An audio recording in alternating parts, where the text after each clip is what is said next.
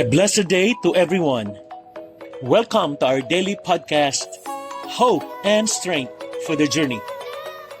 I hope and pray that we are all happy and enjoying the new day that God has given us today. Let me share with you in this insight for today. Apostle Paul's life testimony against loneliness or sadness. Ito ang sabi niya sa 2 Timothy chapter 4 verse 16 to 17. The first time I was brought before the judge, no one came with me. Everyone abandoned me. May not be counted against them, but the Lord stood with me and gave me strength so that I might preach the good news in its entirety for all the Gentiles to hear. According to a global survey, about 33% of adults experienced feelings of loneliness worldwide. Ayon din naman sa survey conducted by Ipsos in the Philippines, about 65% of the respondents stated that they were unlikely to be lonely in the coming years. The majority of respondents declared that they felt lonely either often, always, or sometimes. Alam niyo ba na lahat tayo eventually will experience loneliness or sadness? Ano ba ang ilang mga possible causes of loneliness in our lives? Maring ito'y dahil sa mabibigat na pangyayari sa buhay, dahil sa pagtanda, pagkakasakit, pagtataksil, paghihiwalay, rejection, opposition, o namatayan ng mahal sa buhay. All of this can lead to devastating feelings of sadness. Hindi kayang pigilan ang sadness o tugunin ito ng kagandahan, kayamanan, kasikatan, o anumang tagumpay sa ating mga career. In reality, maraming magaganda, sikat, mayayaman, ang lonely sa panahong ito. Even marriage doesn't protect us against loneliness. Merong nagsabi, makapag-asawa na nga para sumaya ang buhay ko. Then later, after a few months, ito na ang sinasabi niya, makapaghiwalay na nga dahil lumungkot lalo ang buhay ko. Is there an antidote to sadness or loneliness? May mabibili ba nito sa palengke at sasabihin sa tindera, suki, 1 kilo nga ng happiness, gusto ko lang maging masaya at mawala ang loneliness sa buhay ko. Let's look at the life of Apostle Paul and learn from his experiences how he dealt with loneliness. Ito ang sabi niya, sa unang pagharap ko sa hukuman ay walang sumama sa akin. Pinabayaan nila akong mag-isa. Patawarin nawa sila ng Diyos.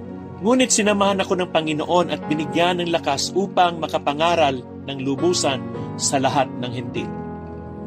Apostle Paul focused on his life goal, even toward the very end when he was dying alone, to share with people the good news about Jesus. Sa 2 Timothy ay ipinahayag niya na siya ay humarap sa judge na nag-iisa at wala man lang siyang kasama na makakausap at magbibigay sa kanya ng encouragement. Iniwan siyang mag-isa ng kanyang mga kaibigan, but he kept his eyes focused on the spiritual needs of the people around him. Paul focused on others because he knew everyone needed to hear about God's love and His saving grace. Pwede niyang i-focus ang isip niya sa sarili niyang problema, pero mas pinagtuunan niya ng pansin kung paano niya matutulungan ang iba. It kept him from being lonely, even when he was alone. Kapag tayo'y nakaramdam ng loneliness, huwag tayong magmukmok sa tabi at maawa sa ating sarili. Huwag nating sabihin, ako'y malungkot. Wala sa aking nagmamahal. Nobody cares and nobody even likes me. Kapag ginawa natin ito, nakatuon lang tayo sa ating sarili. Sa halip, ibaling natin ang ating kalooban outward, and instead of building walls, let's build bridges to others. Amen. Tiniti ako sa inyo na marami tayong makikilala na mga lonely people who also need help. Ang tanong, how can we build bridges of connection? One way is not only by sympathizing or understanding their suffering, but also to empathize with their needs. It means to feel their feelings by identifying with them and helping them. Don't let difficult times keep us from reaching out to people. We must look beyond our own problems and find creative ways to connect with others. Empathy is God's answer to loneliness. Kaya huwag nating kalilimutan na humiling sa Diyos ng tulong na makonect natin ang ating buhay sa iba and be a friend to people who need a friend. Amen. And as I wind up with this insight, let's ask ourselves with these searching questions. May kalungkutan ka bang nararanasan sa panahong ito ng iyong buhay? Naranasan mo ba na kapag ikay nakafocus sa kalagayan ng iba kaysa sa ating mga sarili, ay nagiging masaya ka at naglalaho ang iyong kalungkutan? Gumugugol ba tayo ng ilang minuto ng ating oras praying for God's help to connect with other people? Mari ba nating hilingin sa ating Panginoon na ipakita sa atin ng isang taong nalulungkot at abutin ang taong yon ngayon? Amen. Let us pray.